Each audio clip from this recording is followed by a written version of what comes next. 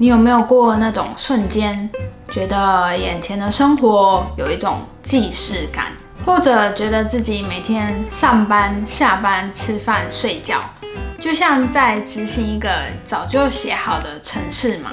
你甚至开始怀疑，这个世界真的像我们看到的那样真实吗？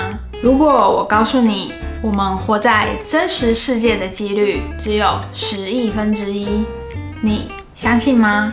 这不是科幻小说，而是 Elon Musk 跟许多的物理学家共同讨论出来的模拟假说。今天就让我们用科学的角度来拆解，如果人生真的是一场游戏，那我们要如何利用玩家思维来破解你现在所遇到的困境呢？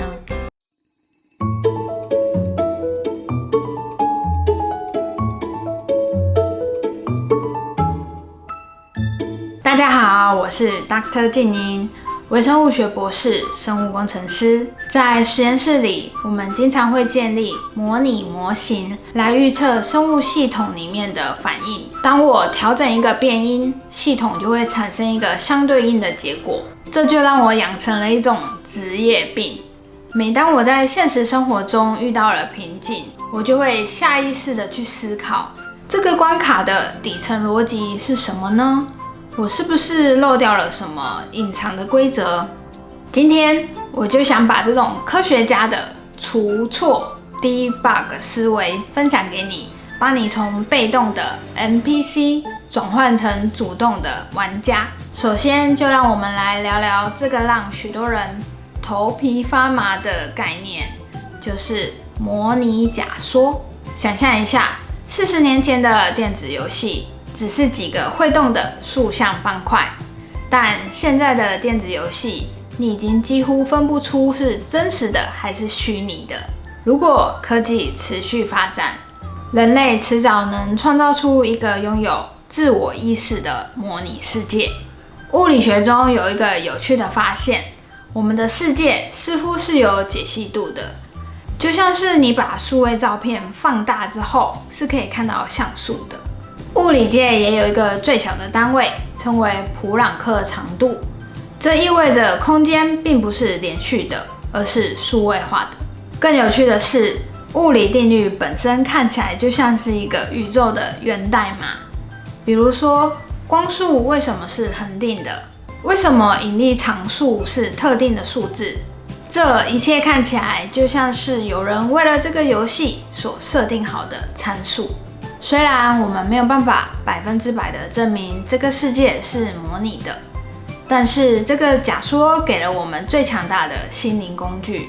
很多人活得很累，是因为他们觉得自己是非玩家角色，也就是 NPC。他们觉得所有的剧本都已经写好了，像是你的学历、工作、结婚、买房，如果跟不上这个进度，就会觉得焦虑和挫败，觉得自己玩输了。可是啊，在一个游戏中，你遇到一个打不过的魔王，你会因为这样而崩溃自责吗？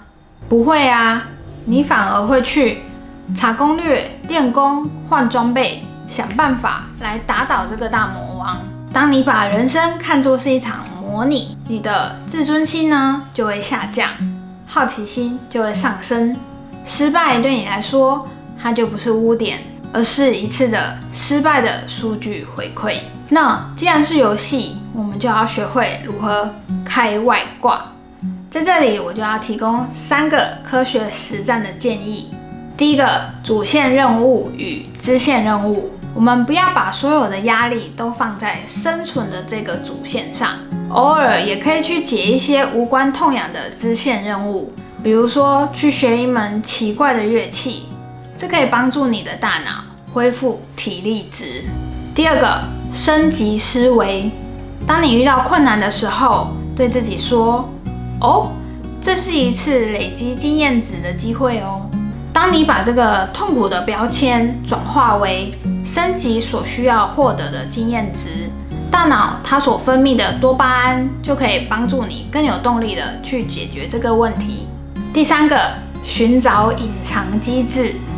就像我们之前所提到的熵增以及量子纠缠，这些科学定律就是人生的隐形规则。